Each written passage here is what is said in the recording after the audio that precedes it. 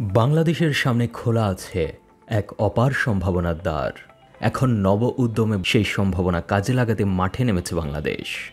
বাংলাদেশের মানচিত্রের দিকে তাকালে খালি চোখে কিছুই মনে হয় না, তবে একটু অনুসন্ধিৎসু দৃষ্টিতে তাকালে দেখা যায় এশিয়ার পরাশক্তি হওয়ার সব ভৌগোলিক উপাদান মজুদ আছে বাংলাদেশের ভূ অবস্থানের মাঝে।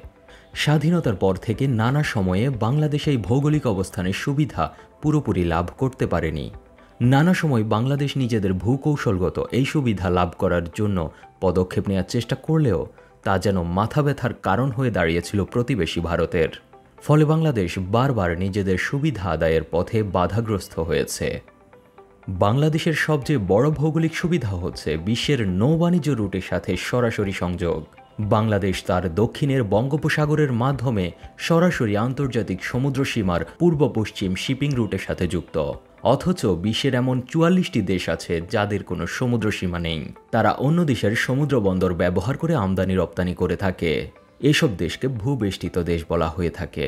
এদিকে বাংলাদেশের আছে ১,১৮,৮১৩ বর্গ কিলোমিটার আয়তনের বিশাল সমুদ্র সীমা। এই সমুদ্র অঞ্চল সরাসরি বিশ্ব বাণিজ্যের প্রধান জলপথের সাথে যুক্ত। ইন্টারন্যাশনাল মেরিটাইম অর্গানাইজেশনের এক হিসাব মতে বিশ্ব বাণিজ্যের মোট ৯০% জলপথে হয়ে থাকে।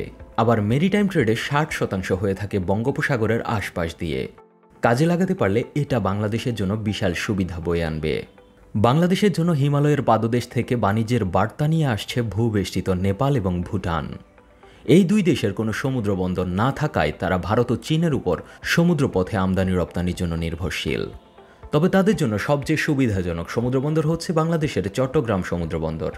নেপাল ও ভুটানের জন্য বাংলাদেশের সমুদ্রবন্দর ব্যবহারের বাধা হয়ে আছে ভারতের শিলিগুড়ি করিডোরের ট্রানজিট, যা ভারত এখনও বাংলাদেশকে ব্যবহারের জন্য পুরোপুরি সুবিধা দেয়নি।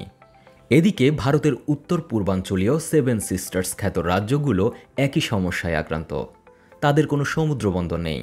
ফলে 7 সিস্টার্সের রাজ্যগুলো হাজার হাজার মাইল পথ ঘুরে কলকাতার হুগলি বন্দর ব্যবহার করতে বাধ্য হচ্ছে। এতে ভারত আর্থিকভাবে ক্ষতিগ্রস্ত হচ্ছে। বাংলাদেশ চাইলে নিয়ন্ত্রিতভাবে ভারতের 7 সিস্টার্সের রাজ্যগুলোকে বাংলাদেশের বন্দর ব্যবহারের শর্তে ভারত থেকে বাংলাদেশের প্রাপ্য অন্যান্য সুবিধা আদায় করে নিতে পারে। এছাড়া নেপাল তার হাইড্রো পাওয়ার রপ্তানি করতে চায় বাংলাদেশে, যা নবায়নযোগ্য শক্তির এক বিশাল উৎস। এক্ষেত্রেও বাধা হয়ে আছে সেই ভারতের চিকেন নেক বা শিলিগুড়ি করিডোর। শিলিগুড়ির মাত্র ৩০ মাইল করিডোরের অনুমতি পেলে বাংলাদেশ সরাসরি নেপাল এবং ভুটানের সাথে বাণিজ্য সম্পর্ক স্থাপন করতে পারবে। সম্প্রতি বাংলাদেশের ভূকৌশলগত গুরুত্ব তুলে ধরেছেন অন্তর্বর্তী সরকারের প্রধান উপদেষ্টা প্রফেসর ডক্টর মোহাম্মদ ইউনূস।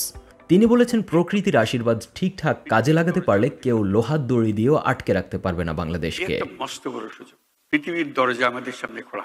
এখন যে মুহূর্তে এটার ব্যবহার শুরু করব, আমাদের অর্থনীতিকে লোহার দড়ি দিয়ে বেঁধে রাখতে পারবে না। একই সাথে তিনি ভারতকে বন্দর ও অন্যান্য অর্থনৈতিক বিনিময়ের মাধ্যমে প্রতিবেশী সুলভ সম্পর্ক স্থাপনের আহ্বান জানান।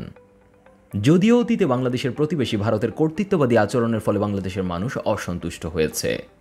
২০১২ সালে কক্সবাজারের সোনাদিয়ায় বাংলাদেশের জন্য অতি প্রয়োজনীয় গভীর সমুদ্রবন্দর নির্মাণে চীনের প্রধানমন্ত্রী শি জিনপিং আগ্রহ জানিয়েছিলেন। পরবর্তীতে ২০২০ সালে সোনাদিয়া প্রকল্প বাতিল করা হয়। অথচ এই বন্দর সৃষ্টি করা হলে এখানে চট্টগ্রাম বন্দরের তুলনায় ৭৪ গুণ বেশি কন্টেইনার ওঠানামা করতে পারত। অভিযোগ আছে ভারতের চাপের কারণে এই প্রকল্প বাতিল করা হয়েছিল।